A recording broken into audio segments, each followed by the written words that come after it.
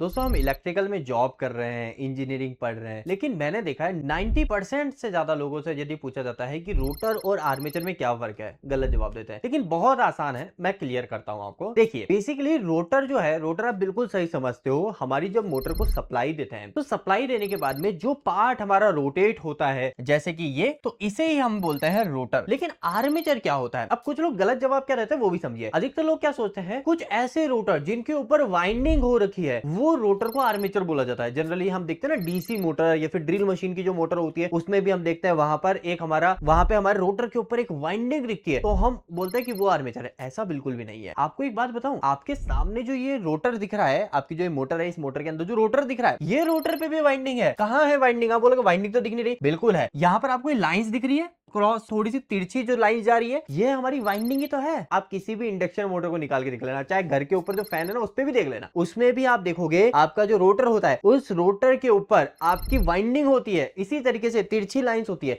ये वाइंडिंग जो है आपके वायर से नहीं है, ये किससे हो रही? कंडक्टर बार से। अब आपके मन में दो सवाल आ रहे होंगे, यहाँ पे वाइंडिंग क्यों है, ये कंडक्टर बार क्यों है? इसका जवाब तो इसी वीडियो में आपको मिलेगा। लेकिन यदि सेकंड सवाल भी आ रहा है कि ये तिरछी क्यों होती है लाइन, तो इसके ऊपर मैं अपकमिंग वीडियो बनाऊंगा, आप चैनल को सब्सक्राइब कर लीजिएगा। अभी मैं यह बता रहा था कि अगर आप में से कई लोग ये बोलते हैं कि अगर आपके रोटर के ऊपर वाइंडिंग होती है वो आर्मेचर कहलाता है, तो ऐसा बिल्कुल भी नहीं है, क्योंकि वाइंडिंग तो इस रोटर के ऊपर भी है। अब ये क्यों है, थोड़ा सा इसको समझिए। देखिए बेसिकली हम क्या समझते हैं मोस्टली केसेस में कि हमारी 3 फेज मोटर या सिंगल फेज मोटर, कोई भी मोटर होगी, उसको जैसे ही हम सप्लाई देंगे, सप्लाई देते ही उसका जो रोटर है उस रोटर के आसपास एक मैग्नेटिक फील्ड बनेगी, और वो मैग्नेटिक फील्ड बनने से हमारा जो रोटर है, इस रोटर पे एक फोर्स लगेगा और ये घूमने लग जाएगा। लेकिन ऐसा नहीं होता। यहां पर एक स्टेप जो होती है वो आप मिस कर रहे हैं। क्या स्टेप मिस कर रहे हो? देखो, जब आप यहां पर 3 फेज की सप्लाई, सिंगल फेज की सप्लाई, जो भी मोटर मांगती है वो आप देते हो, सप्लाई मिलते ही यहां पर एक मैग्नेटिक फील्ड बनेगी। लेकिन ये मैग्नेटिक फील्ड बनने से डायरेक्ट रोटर नहीं घूमता है। डायरेक्ट रोटर क्या होता है? नहीं घूमता है। यह मैग्नेटिक फील्ड क्या करती है, यहां पर जो रोटर होता है ना, यह जो आपके रोटर के ऊपर आपको वाइंडिंग देखने को मिलती है, ये हमारी जो वाइंडिंग होती है, जो कंडक्टर बार से बनी होती है, इसके ऊपर एक फोर्स उत्पन्न होता है। क्यों? क्योंकि यहां पर जो स्टेटर के ऊपर बनी है वो हमारी बार बार चेंज हो रही है, और चेंजिंग मैग्नेटिक फील्ड के बीच में यदि कोई क्लोज लूप होगा कंडक्टर का, तो उसके ऊपर हमारा एक वोल्टेज इंड्यूस हो जाएगा। वोल्टेज इंड्यूस मतलब हमारा जो ये कंडक्टर बार जो है, जो हमारे रोटर के ऊपर जो वाइंडिंग है कह सकते हो, इस वाइंडिंग में एक वोल्टेज उत्पन्न हो जाता है। तो इस वोल्टेज के इंड्यूस होने से, यानी उत्पन्न होने से,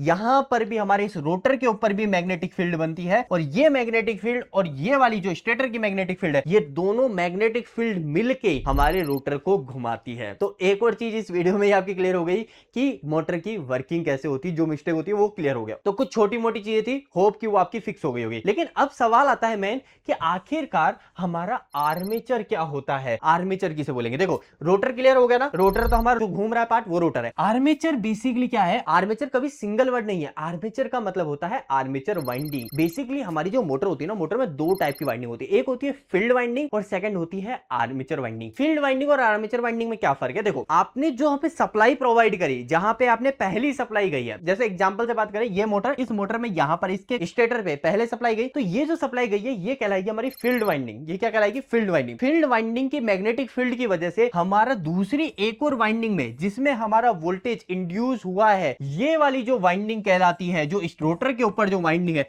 इसे बोलेंगे हम आर्मेचर वाइंडिंग। अब ध्यान रखना, कुछ लोग बोलेंगे फिर तो हम सही हुए कि रोटर के ऊपर वाइंडिंग है तो आर्मेचर वाइंडिंग है। बिल्कुल हाँ, इस मोटर की कंडीशन में सही है। लेकिन जैसे आप जनरेटर में आ जाओ, जनरेटर में क्या होता है? जनरेटर के अंदर जस्ट अपोजिट हो जाता है। जनरेटर के अंदर जो आर्मेचर वाइंडिंग कहलाएगी वो कहलाएगी आपके उसके स्टेटर पे। क्यों कहलाएगी? क्योंकि जनरेटर भी आपका सेमी प्रिंसिपल पे काम कर रहा होता है। बस थोड़ा सा डिफरेंस ये होता है कि उसके अंदर जो पहले वोल्टेज इंड्यूस होता है, जो पहले जो मैग्नेटिक फील्ड इंड्यूस होती है, वो आपके यहां पर इसके रोटर के ऊपर होती है। तो ये हो जाती है हमारी फील्ड वाइंडिंग, और इस मैग्नेटिक फील्ड की वजह से आपके स्टेटर की मैग्नेटिक फील्ड जो होती है, उसके ऊपर इस स्टेटर की मैग्नेटिक फील्ड पे एक वोल्टेज इंड्यूस होता है। तो इसलिए जो जनरेटर्स होते हैं उसमें हमारा स्टेटर की वाइंडिंग को हमारे आर्मेचर वाइंडिंग कहा जाता है। होप कि छोटा सा वीडियो आपको पसंद आया होगा। लेकिन जाते जाते बताना चाहता हूं, यदि आप में से कोई पर्सन इंडस्ट्री में काम करता है और वहां की डे टू डे जो एक्टिविटीज होती है, जो मेंटेनेंस फील्ड से जुड़ी हुई है, उसमें वो लैग कर रहे हैं, तो आप बिल्कुल रिलैक्स हो सकते हैं, क्योंकि इलेक्ट्रिकल दोस्त की एप्लीकेशन पे मल्टीपल आपको कोर्सेज देखने को मिलेंगे। जैसे कि मास्टर वायरिंग कोर्स, जिसके अंदर हमने हर एक इलेक्ट्रिकल पैनल के ऊपर कैसे काम किया जाएगा बिल्कुल जीरो सिखाया। किसी को ये नहीं पता टेस्टर क्या होता है, वहां से शुरू करके एडवांस इलेक्ट्रिकल पैनल तक कैसे काम करोगे, किसी भी पैनल का फॉल्ट कैसे ट्रबल शूट करोगे, वो सिखाया। सेकंड पीएलसी का कोर्स है, उस पीएलसी के कोर्स में हमने डिटेल में पीएलसी कैसे काम करती है, उसकी वायरिंग, प्रोग्रामिंग, मॉडिफिकेशन, कम्युनिकेशन, हर एक चीज जीरो से एडवांस तक सिखाया है। इसके अलावा हमारी एप्लीकेशन पे आपको SCADA, HMI, AutoCAD, VFD, industry automation जुड़ा हुआ हर एक कोर्स आपको मिल जाएगा। आप हमारी एप्लीकेशन चेकआउट कर सकते हैं। इस वीडियो में इतना ही रखते हैं। ये वीडियो कैसा लगा, इस वीडियो को लाइक करके जरूर बताना। कुछ सवाल रह गए कमेंट बॉक्स में कमेंट करके हमें पूछ सकते हैं। आज के इस वीडियो में इतना ही, मिलते हैं अगली वीडियो में, तब तक के लिए धन्यवाद।